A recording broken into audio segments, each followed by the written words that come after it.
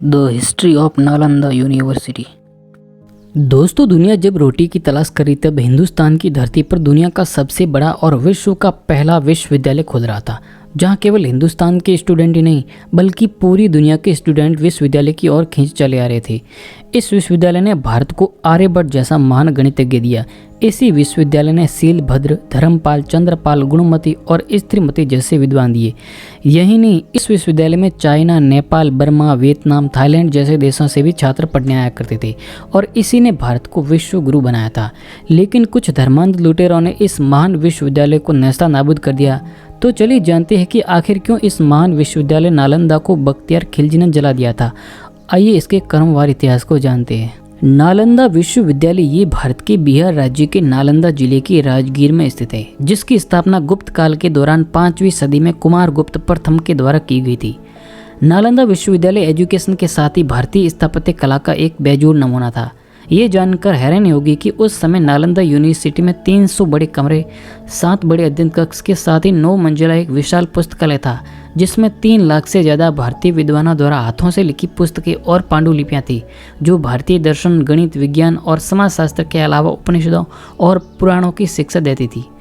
ये विश्वविद्यालय उस समय आज की बोर्डिंग स्कूल की पद्धति पर संचालित था, जिसमें स्टूडेंट आवासीय तौर पर यहाँ रहकर स्टडी करते थे और उस समय दुनिया का पहला आवासीय विश्वविद्यालय होने का प्राप्त नालंदा विश्वविद्यालय को ही था, जो 800 सालों तक अस्तित्व में रहा। इस विश्वविद्यालय में स्टूडेंट का चयन मेरिट के आधार पर किया जाता था और निःशुल्क शिक्षा दी जाती थी। इसके साथ ही यहाँ रहना खाना भी पूरी तरह से निःशुल्क था।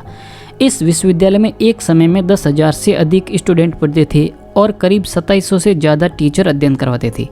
नालंदा विश्वविद्यालय गुप्त काल में अपनी पीक पर था और कुमार गुप्त के बाद महान सम्राट हर्षवर्धन और पाल वंश के शासकों ने इस यूनिवर्सिटी को संरक्षण दिया, जिसके साक्ष्य नालंदा की खुदाई में मिली मुद्राओं से ज्ञात होता है। इस विश्वविद्यालय की स्थापना का उद्देश्य ध्यान और अध्यात्म को बढ़ावा देना था, जहां महात्मा गौतम बुद्ध कई बार नालंदा की यात्रा भी कर चुके थे। नालंदा विश्वविद्यालय में एक धर्मगुंज नाम की लाइब्रेरी थी, जिसका मतलब होता है सत्य का पर्वत, जिसके कुल 9 भाग थे और इसी में 3 लाख से ज़्यादा हस्तलिखित पुस्तकें रहती थी। इस लाइब्रेरी में astrology, psychology, law, astronomy, science, warfare, history, math, architecture, economy और मेडिसिन जैसे कई सब्जेक्ट की हस्तलिखित पुस्तकें रहती थी। अब सवाल ये उठता है कि इतना महान विश्वविद्यालय अचानक कैसे नष्ट हो गया और किसके शैतानी दिमाग ने इसको नष्ट करने की सूझी।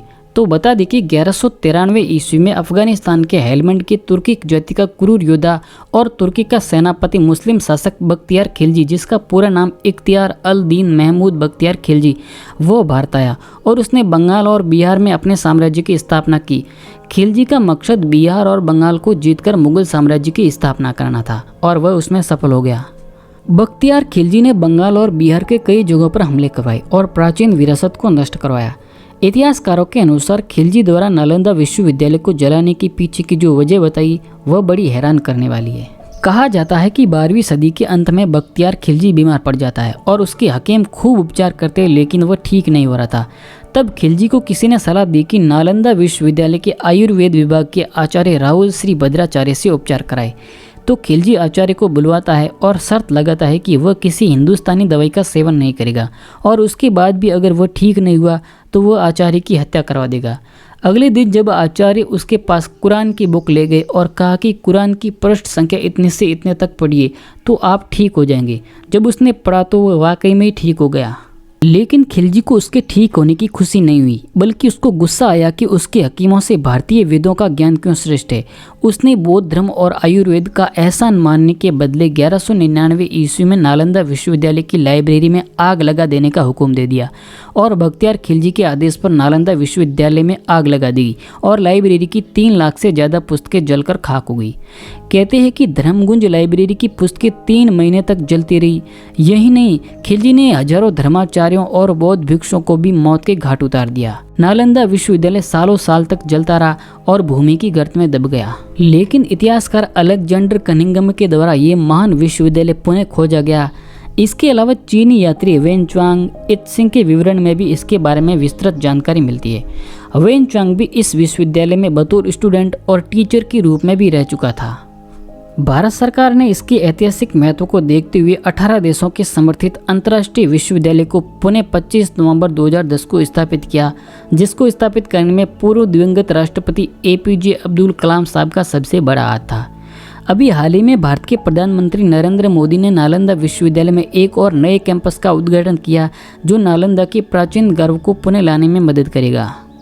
तो दोस्तों, अगर उस बख्तियार खिलजी ने उस समय वह 3 लाख किताबें नहीं जलाई होती तो शायद आज भारत विश्व का गुरु होता और दुनिया पर राज कर रहा होता। खैर, ये वीडियो पसंद आया तो लाइक करके, सब्सक्राइब करके बेल आइकन जरूर दबाएं ताकि ऐसे ही वीडियो हमेशा मिलते रहे। जय हिंद।